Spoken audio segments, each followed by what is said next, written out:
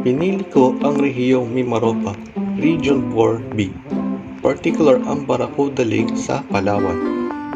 Kilala ang lugar sa malinaw nitong tubig, limestone rock formations at kakaibang katahimikan sa ilalim ng lawa. Ang Barracuda Lake ay hindi lamang destinasyon ng mga turista, kundi simbolo ng kagandahan at yaman ng ating kalikasan. Sa unang tingin, ang lawa ay payapa at tahimik, ngunit sa ilalim nito ay may misteryo at mas malalim na kahulugan.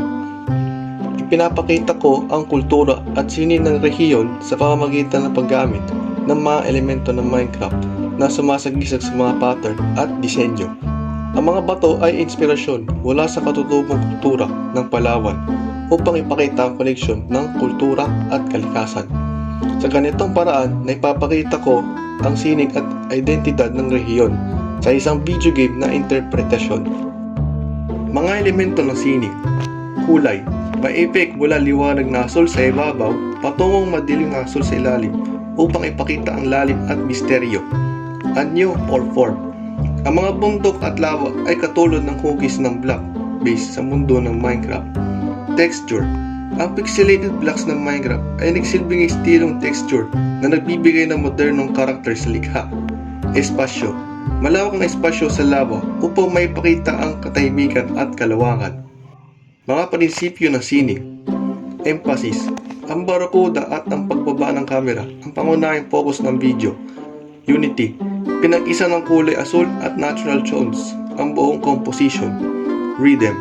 Ang tuloy-tuloy na galaw ng kamera at paulit-ulit na patterns ng bato ay nagbibigay ng maayos na daloy.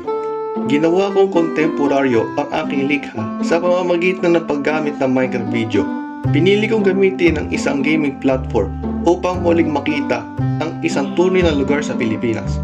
Ang block base at pixelated na estilo ng Minecraft ay nagbigay ng bagong interpretasyon sa natural na kagandahan ng Barracuda Lake.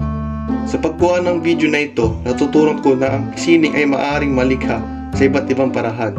Kahit sa loob ng isang laro, nagbibigay ito ng mas malalim na pag-unawa at pagpapalaga sa mga likas na yaman ng Pilipinas, lalo na sa Barracuda Lake.